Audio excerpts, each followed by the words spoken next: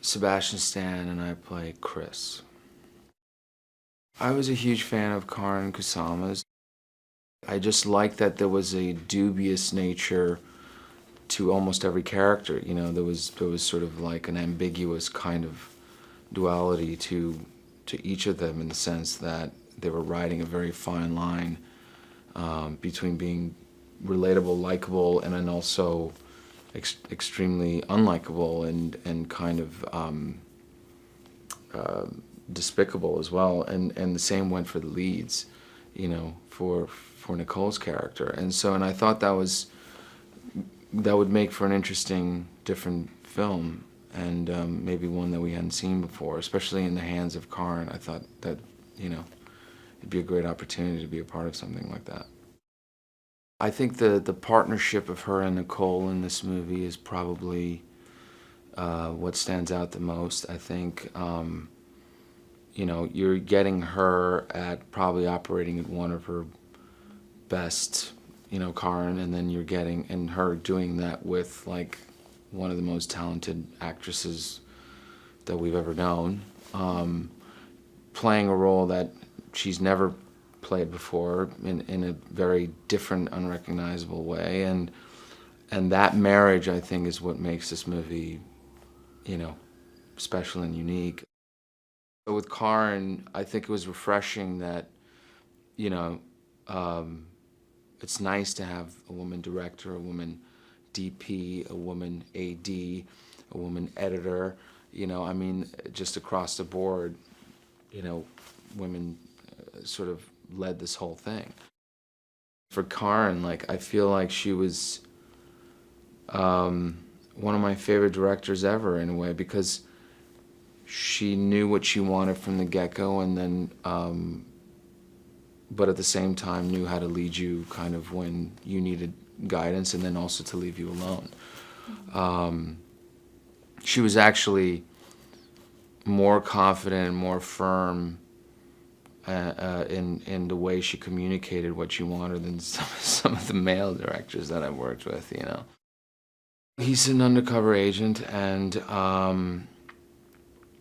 you know, it was interesting because there was not a lot of stuff on the page necessarily about his background, and that's one of the things I really liked is, you know, in the scenes with Nicole, they are making up this backstory that they have together, and it was actually up to me and Karen and Phil, one of the screenwriters, to decide which pieces were actually true for him and which were made up.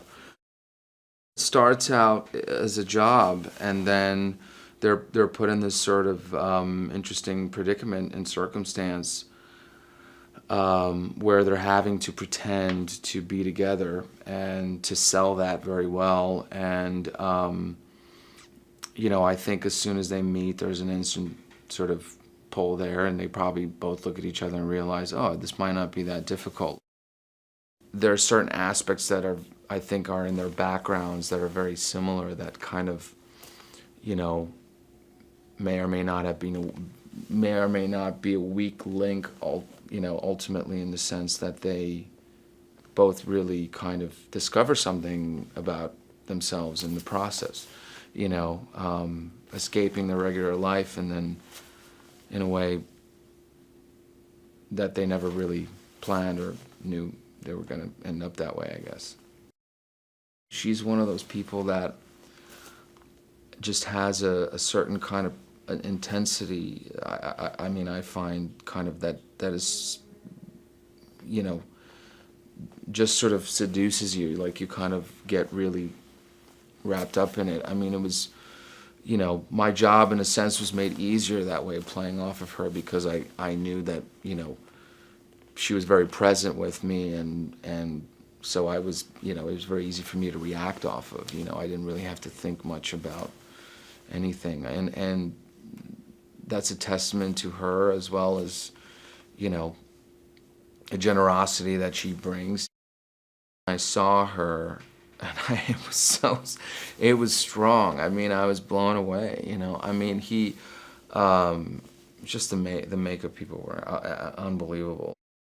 There's a feeling like, oh, like something very special is happening here. And a lot of that always starts at the top. You know, it always starts with the director and the AD, the producers. You know, I always feel like they kind of set the tone for the thing. And coming into this, you know, with Fred Berger there and Karen,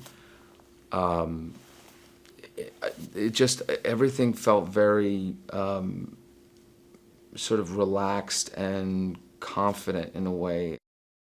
One of the things about some of these undercover agents, you know, like some of the research I've done, was that it's very difficult for them sometimes to kind of tap back into real life when they're going into these jobs, and they have to go in and be so believable, because it really is like having a gun to their head. I mean, like, you can make one wrong move and you're dead, you know. And so to the extent that they go into these roles so much, sometimes in real life it just doesn't equate, you know. Like, there's a lot of that's missing, you know. And so this character, you know, had to sort of have a lot missing, kind of, in order to want to go to this extra length, you know. In order to leave this life behind for this person in these circumstances, you have to be willing to walk away from a lot.